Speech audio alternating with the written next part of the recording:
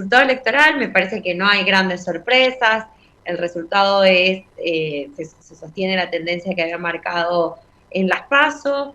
Sí me parece interesante resaltar algunos puntos como el de la participación electoral de la ciudadanía, lo cual me parece interesante de pensar en una tradición que tenemos en Argentina de defender nuestra democracia en una jornada electoral que hay que reconocer. Lo digo porque a veces pasa de largo y estamos solamente hablando de los resultados, pero no hay que dejar de prestar atención de que fue una celebración de un acto democrático que ocurrió con muchísima tranquilidad, en donde todas las personas que han querido se han podido acercar a ejercer su derecho al voto, no han habido grandes disturbios en ninguna provincia, entonces lo resalto como una jornada realmente ejemplar del ejercicio de la democracia. Venimos de un año de elecciones nacionales y subnacionales en otros países también de la región, de Latinoamérica, donde los procesos electorales no han sido para nada similares al que tuvimos acá. Pienso en el proceso electoral de México, pienso en el de Perú, y acá el segundo punto que quería mencionar, que es también el ejercicio democrático, no solo del electorado, que fue el primer punto, sino también de los jugadores, de los distintos actores políticos que participaron de la escena electoral, ¿no? Hay una tendencia desde el año pasado a que ciertos espacios perdedores disputen el resultado electoral, y en ese sentido en Argentina tenemos una tradición, sobre todo, ¿no?, desde el retorno de la democracia, a fortalecer el resultado electoral, y no hay grandes disputas sobre la transparencia del proceso electoral ni del resultado. Y también una aceptación responsable del resultado electoral de los actores políticos, ¿no? Y el tercer Exactamente. punto, Sí, sí. sí, sí, te escucho. No, te escucho, sí. No, y el tercer punto sí va a ir ya de lleno al resultado, pero digo, me parece importante hacer esas dos aclaraciones previas, porque me parece que a veces las pasamos por alto, pero que en un contexto latinoamericano como el que estamos viviendo hay que resaltar. Y el tercer punto tiene que ver con el resultado electoral, ¿no? La tendencia de un norte de la Argentina pintado de celeste, y a partir del centro del país, como hasta el sur, se ha pintado de amarillo, incluso en aquellos espacios del sur históricos del peronismo y del peronismo kirchnerista, también se han pintado de amarillo. Realmente sí, ¿no? Es como vos decís. Ahora, es un gran desafío para el gobierno nacional, eh, ahora, poder gobernar, ¿no? Tengamos en cuenta que Juntos por el Cambio sacó un 42%, Frente de Todos un 32%, y una pequeña porción de izquierda con el 5,90% de porcentaje. Una gran responsabilidad y un gran desafío que va a tener a nivel nacional el gobierno para trabajar sobre las distintas leyes, ¿no?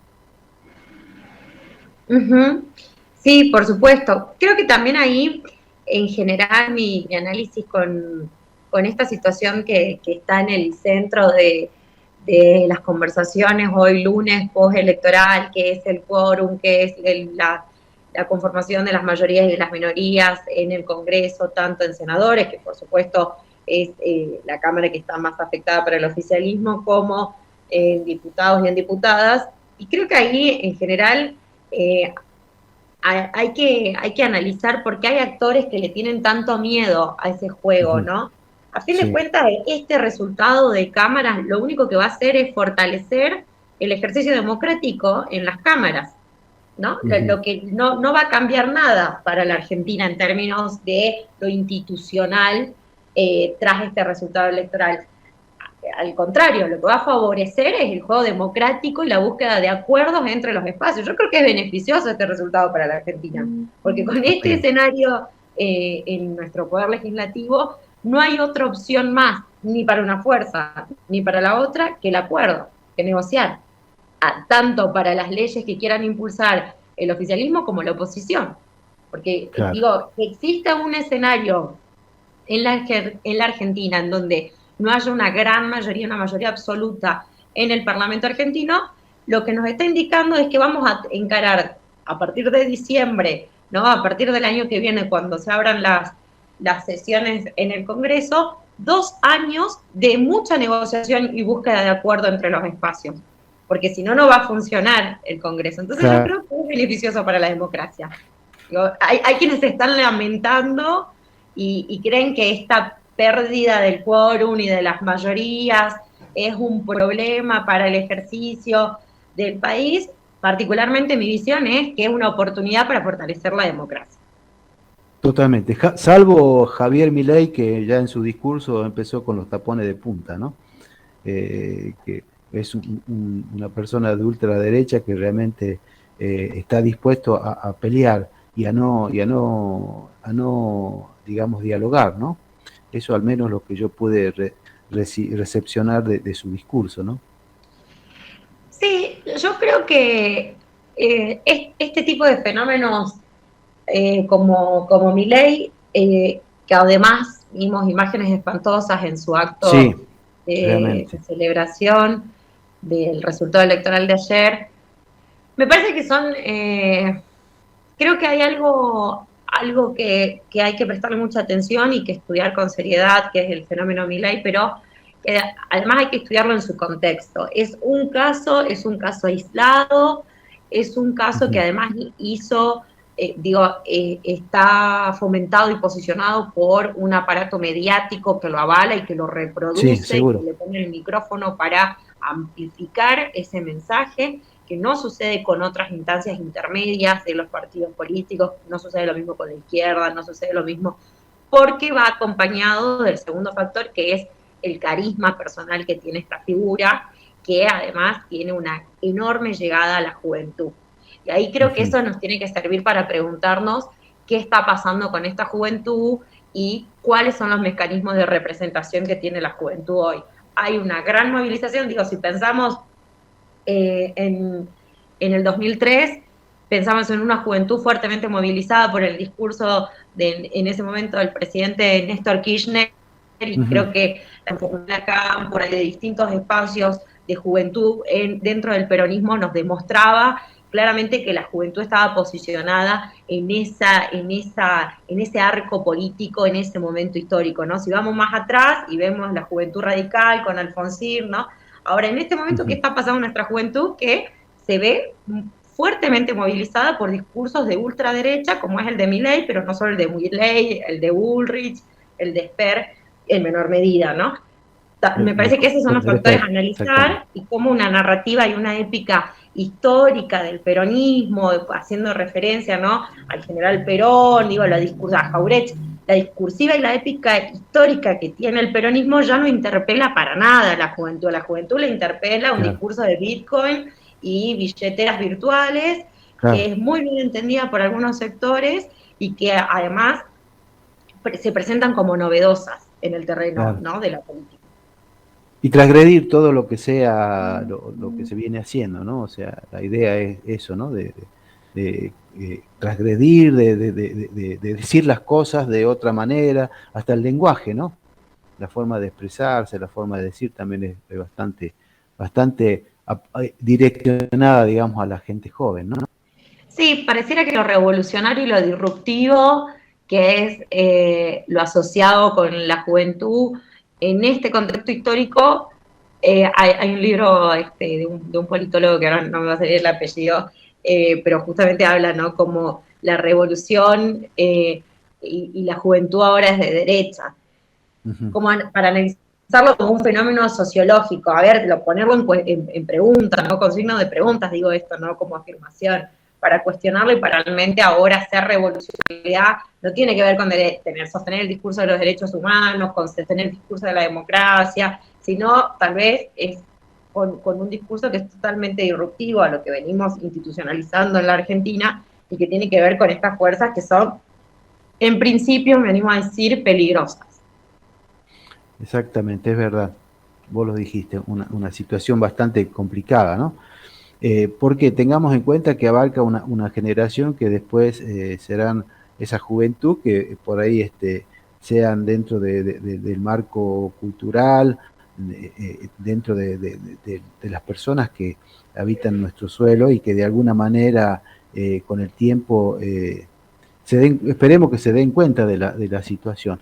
Ahora, vos sabés que analizando un poco todos los candidatos a nivel nacional, si bien hubo participación de la mujer, yo creo que un tema pendiente es que las mujeres sean cabeza de lista. Yo creo que es algo importante todavía poner, digamos, a trabajar, ¿no? Por supuesto. Bueno, en la provincia está el ejemplo. En la provincia de las competencias que teníamos en esta elección general, solamente teníamos una lista encabezada por una mujer de la izquierda, Sí, Villegas, y Villegas, Andrea si no Villegas, tuviéramos ese caso, el Frente de estaríamos Izquierda, hablando sí, de una oferta electoral absolutamente encabezada por varones, con la única posibilidad de ingreso de una mujer en segundo término, como terminó demostrando el resultado electoral de anoche, en el que Pamela Caletti logró acceder en segundo término a una banca por el Frente de Todos. También acompañado, sobre todo, con el resultado electoral, porque si el resultado sí, electoral hubiera acompañado a la tercera fuerza, como tenemos un sistema de representación DONT, hubiera quedado distribuida los 3 escaños en disputa en las 3 bancas mayoritarias. El resultado claro, electoral fue beneficioso para obtener una segunda banca y eso permitió el ingreso de una mujer. Que además, recordando que las 3 bancas que están de salida, los 3 diputados y diputadas que están de salida, está el caso de la única mujer que está de salida, que es Alcira Figueroa, que entró después del escándalo que tuvimos el año pasado del diputado Ameri. Entonces también eso es algo para resaltar, que estos 3 escaños en realidad pertenecían a 3 varones, y tras el escándalo de Ameri entró en su lugar como reemplazo Alcira Figueroa. Pero si no hubiera sido una tradición de 3 escaños manejados por varones, que de ser otro resultado electoral estaba la posibilidad de que queden en manos de varones. claro, sería Emiliano Estrada, Carlos Zapata y Felipe Biela, digamos, ¿no es cierto? Una cosa así. En el escenario de que Biela hubiera Claro, adquirido los votos ha necesarios. adquirido un voto necesario. Así que Uh-huh. bueno, yo creo que es importante, ¿no? Bien vos decías, la participación de la gente. 2,80% de votos en blanco, lo cual demuestra que ya el votante, digamos que pudo tomar la decisión y elegir a su candidato, ¿no? Eso es importante. Y muy bajo el número de nulos, 3,30%, y impugnados 0,19, casi nada. Esto genera la idea de que, bueno, que la ciudadanía quiso opinar y quiso votar y quiso participar, ¿no? Sí, por supuesto, y más en un contexto de pandemia. Creo que también esto refuerza justamente haber tenido las PASO. Siempre se sostuvo la tendencia, desde la implementación de las PASO hasta acá, desde el 2011 hasta acá, de que en las PASO la participación electoral es un poco menor a la de las elecciones generales. Este año también se repitió ese patrón de comportamiento del electorado que venía sucediendo desde el 2011, y de alguna manera se incrementó un poco el porcentaje de participación del electorado, pero que, insisto, por lo general este porcentaje disminuye en las PASO al ser primarias y al ser solo un proceso de selección de candidaturas. Es así. Realmente, bueno, es importante, ¿no? La participación, y de esa manera yo creo que la gente pueda expresarse y pueda decir cuál es su candidato.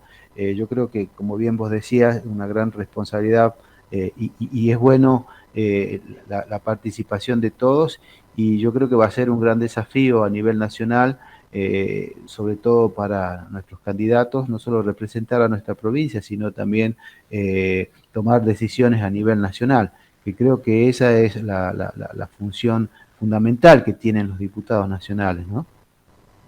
Totalmente. Y para mí, digo, para cerrar, no hay que tenerle miedo al juego democrático, no hay que tenerle miedo al acuerdo entre oficialismo y oposición, entre mayorías y minorías, porque ahí es donde se fortalece la democracia. No solo la democracia es el acto electoral y el ejercicio de del derecho al voto, sino también una clase política que tenga la capacidad de tener un trabajo parlamentario de manera democrática y de llegar a acuerdos.